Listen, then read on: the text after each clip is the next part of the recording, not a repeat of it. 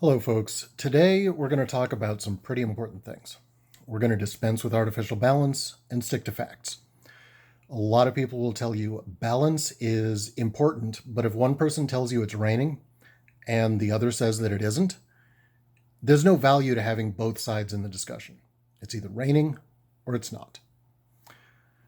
The Civil War was started by the Southern states over the issue of slavery.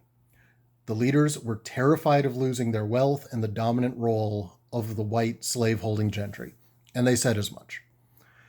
Alexander Stephens, who was the vice president of the Confederacy, had this to say about the Confederate states represented and stood for, speaking about the Constitution. Those ideas, however, were fundamentally wrong. They rested upon the assumption of the equality of races. This was an error.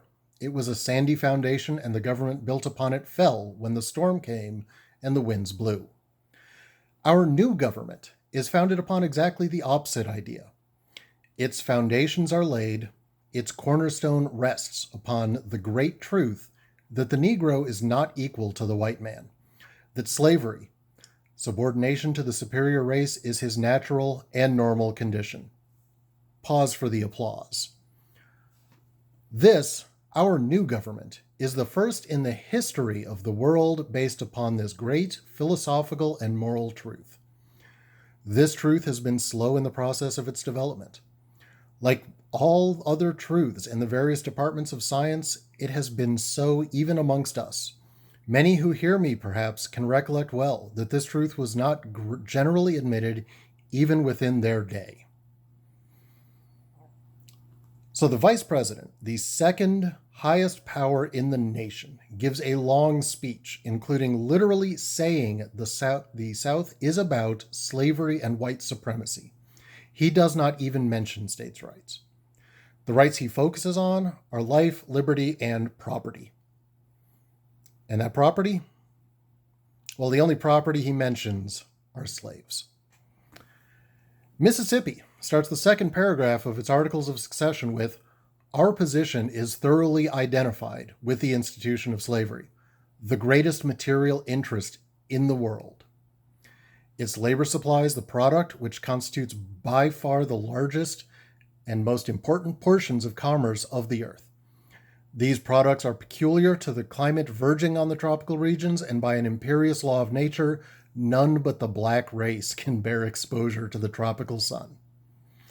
These products have become necessities of the world, and a blow at slavery is a blow at commerce and civilization." South Carolina runs with, "But an increasing hostility on the part of the non-slaveholding states to the institution of slavery has led to a disregard of their obligations, and the laws of the general government have ceased to affect the objections or objects of the Constitution. The states of Maine, New Hampshire, Vermont, Massachusetts, Connecticut, Rhode Island, New York, Pennsylvania, Illinois, Indiana, Michigan, Wisconsin, and Iowa have enacted laws which either nullify the acts of Congress or render useless any attempt to execute them." So here South Carolina is complaining that northern states are attempting to exercise state rights and interfering with the rights of slaveholders at a federal level. So the federal government overrides states' rights, which they didn't say after the war. After the war, of course, it was all about states' rights. So by their own words, these rebellious states have admitted that they view themselves as a master race, protecting their rights to own slaves, and that this is the primary goal of their rebellion. Where states' rights are mentioned, they're denigrated. The states that do not accept slavery, that push back against, for example, the Fugitive Slave Act, that try to exercise their rights as states, must accept the power of the federal government, or the slave states will leave. With Lincoln's election, the southern states rebel, assuming that Lincoln will abolish slavery.